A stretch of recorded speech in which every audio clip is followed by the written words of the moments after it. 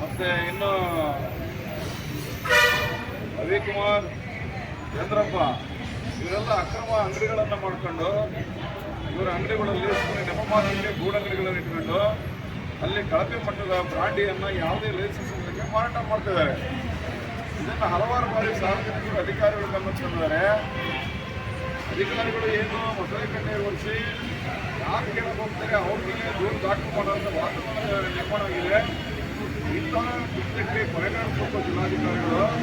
ಕೇರಳದಲ್ಲಿ ಗ್ರಾಮದಿಂದ ಬಂದಿರತಕ್ಕಂಥ ಜನ ಇವತ್ತು ಜಿಲ್ಲಾಧಿಕಾರಿಗಳಿಗೆ ಮನವಿ ಮಾಡ್ತಿದ್ದಾರೆ. ಮತ್ತೊಮ್ಮೆ ಇದು ಸರಿಯಾಗಲಿಲ್ಲ ಅಂದರೆ ಅವರ ಕುಟುಂಬ ಸಮೇತ ಜಿಲ್ಲಾಧಿಕಾರಿಗಳ ಕಚೇರಿ ಮುಂದೆ ಅವರು ಎತ್ತು ಆಕಳ ಜನಗಳು ಕುಟುಂಬ ಎಲ್ಲ ಬಂದು ಇಲ್ಲೇ ಇರಬೇಕಂತೆ.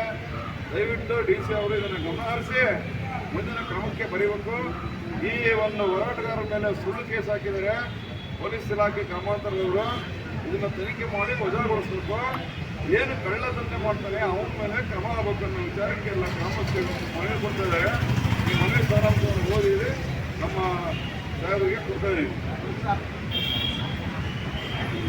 ಮಾನ್ಯ ಜಿಲ್ಲಾಧಿಕಾರಿಗಳು ಶಿವಮೊಗ್ಗ ಜಿಲ್ಲೆ ಶಿವಮೊಗ್ಗ ಗ್ರಾಮಸ್ಥರು ಬೇಡೋತ್ಸವ ಮೇಲಿನ ಕ್ರಮ ಬುಲಾಂತಿ ಹೊರಗುಡಿ ಶಿವಮೊಗ್ಗ ತಾಲೂಕು ಬೇಡೋತ್ಸವಲ್ಲಿ ಮೇಲಿನ ಗ್ರಾಮದಲ್ಲಿ ಅಕ್ರಮ ಮದ್ಯ ಮಾರಾಟ ಮಾಡುತ್ತಿದ್ದು ಡಿ ರವಿಕುಮಾರ್, ಈಶ್ವರಪ್ಪ, ಚಂದ್ರಪ್ಪ ಇವರುಗಳು 20 ವರ್ಷಗಳಿಂದ ನಮ್ಮ ಗ್ರಾಮದಲ್ಲಿ ಅಕ್ರಮ ಮದ್ಯ ಮಾರಾಟ ಮಾಡುತ್ತಾ ಸಾರ್ವಜನಿಕರಿಗೆ ದೇವರಿಗೆ ಹಾಕುತ್ತಾ ಗ್ರಾಮಸ್ಥರಿಗೆ ತೊಂದರೆಗೊಳಿಸುತ್ತಾ ಬಂದಿರುವ ಬಗ್ಗೆ ಕಾನೂನು ಕ್ರಮಕ್ಕೆ ಬರೆದಿದ್ದರು.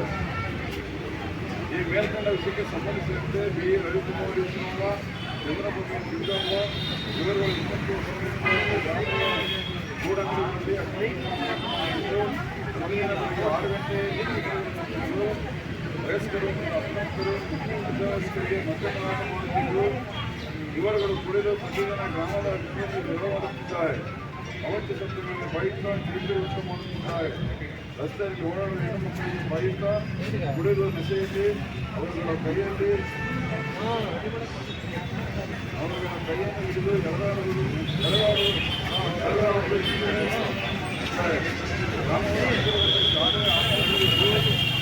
ಅಲ್ಲೇ ಈ ಶಾಲಾ ಮಕ್ಕಳು ಮಹಿಳೆಯರಿಗೆ ಸಾರ್ವಜನಿಕರು ಓಡಾಡಲು ಕಷ್ಟವಾಗುತ್ತಿದೆ. ಈ ಮೇಲ್ಕಂಡ ವ್ಯಕ್ತಿಗಳಿಗೆ ಸಾಹಿತ್ಯ ಭಾಳ ವಂಚಿತರನ್ನು ಸರಬರಾಜು ಮಾಡುತ್ತಿದ್ದು ಇದೇ 14 MA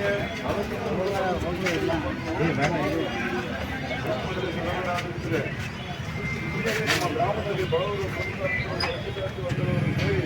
ಸೇರಿದ ಬಡ ಕುಟುಂಬಗಳಿದ್ದು ಇವರೆಲ್ಲ ಕೂಲಿ ಮಾಡಿಕೊಂಡು ಜೀವನ ನಡೆಸುತ್ತಿದೆ. ಆದ್ದರಿಂದ ಒಂದೊಂದು ಆದಾಯ ಮಕ್ಕಳು ಕುಡಿಲಿಕ್ಕೆ ಖರ್ಚು ಮಾಡಬೇಕಾಗುತ್ತದೆ. ಕುಟುಂಬ ನಿರ್ವಹಣೆಗೆ ಹಣ ಸಾಕಾಗದ ಹೆಣ್ಣುಮಕ್ಕಳು ಕೂಲಿ ಕೆಲಸಕ್ಕೆ ಹೋಗುವಂತಾಗಿದೆ ಹಾಗೂ ಇಲ್ಲಿನ ಮಕ್ಕಳ ತೊಂದರೆಯಾಗಿದೆ. ಈ ಅಕ್ರಮ ಮದ್ಯ ಮಾರಾಟಗಾರರಿಂದ ಕುಡಿದು ನಮ್ಮ ಗ್ರಾಮದಲ್ಲಿ ವೆಂಕಟೇಶ್, ಮಣ್ಣಪ್ಪ, ಮುರುಗೇಶ್, ಕುಮಾರಸ್ವಾಮಿ, ಪಾರ್ಟಿ ಎಂಬ ವ್ಯಕ್ತಿಗಳು ಮರಣಹೊಂದಿರುತ್ತಾರೆ. ಇವರ ಕುಟುಂಬಸ್ಥರು ಜೀವನ ನಡೆಸುವುದು ಕಷ್ಟಕರವಾಗಿದೆ.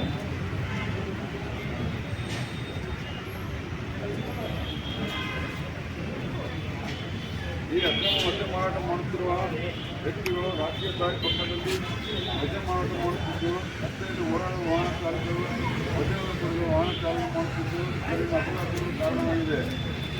3/6/2020 ಮಧ್ಯಾಹ್ನ 3 ಗಂಟೆಗೆ ಪೊಲೀಸರು ಗ್ರಾಮಸ್ಥರು ನಾವು ಈ ಅಕ್ರಮ ಮದ್ಯ ಮಾರಾಟ ಮಾಡುವ ಈ ಅಕ್ರಮದ ಬಗ್ಗೆ ಆಟೋ ವ್ಯಕ್ತಿಗಳು ರಾಷ್ಟ್ರೀಯ ದಾರಿ ಪಕ್ಕದಲ್ಲಿ ಮದ್ಯ ಮಾರಾಟ ಮಾಡುತ್ತಿದ್ದು ರಸ್ತೆಯಲ್ಲಿ ಓಡಾಡುವ ವಾಹನಗಳಿಗೆ ಕುಡಿದು ಚಾಲನೆ ಮಾಡುತ್ತಿರುವ ಬಗ್ಗೆ ಅಪಘಾತಗಳು ಸುಮಾರು ಆಗಿರುತ್ತದೆ. ಆಗಿರುವುದರಿಂದ ಮಾಹಿತಿ ನೀಡುತ್ತೇವೆ.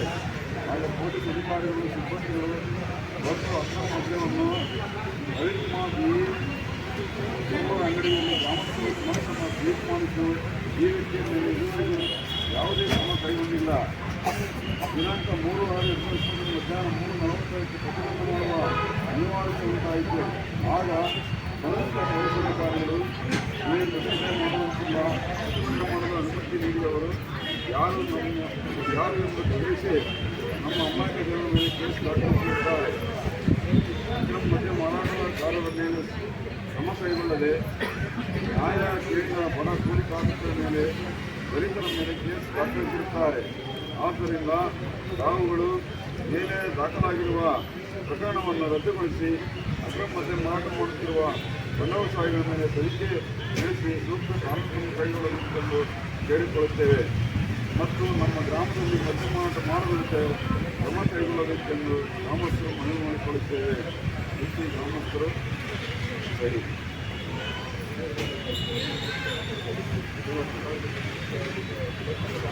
ಹೌದು.